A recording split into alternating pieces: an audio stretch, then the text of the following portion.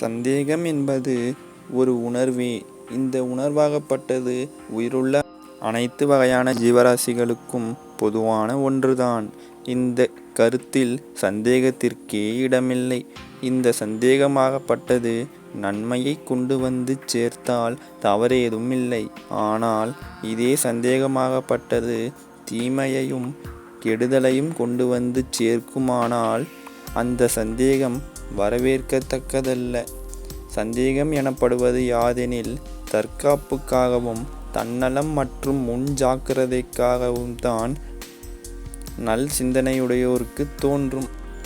தனக்கு ஏதும் நிகழ்ந்துவிடக்கூடாது, நீண்ட நாட்கள் ஆரோக்கியத்துடன் வாழ வேண்டும் என்பதற்காகவும் தோன்றும். சந்தேகம் இல்லாமல் ஒரு சூழலாகப்பட்டது நிலவுகிறது என்றால் மேற்கொண்டவை சந்தேகத்திற்கு இடமில்லாமல் நிகழ்ந்து கொண்டிருக்கிறது என்று அர்த்தம். மேற்கொண்டவை நன்மையாக இருந்தால் மட்டுமே சந்தேகத்திற்கு இடமில்லாமல் இருக்கும் என்று அர்த்தமில்லை.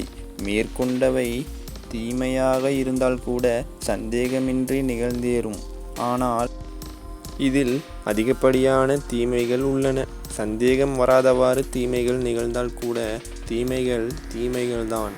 ஆக சந்தேகம் என்பது அடுத்தவர்க்கும் தீங்கு வராமல் தனக்கும் தீங்கு நேராமல் இருந்தால் மட்டும்தான் சந்தேகத்திற்கு மதிப்பு உண்டு.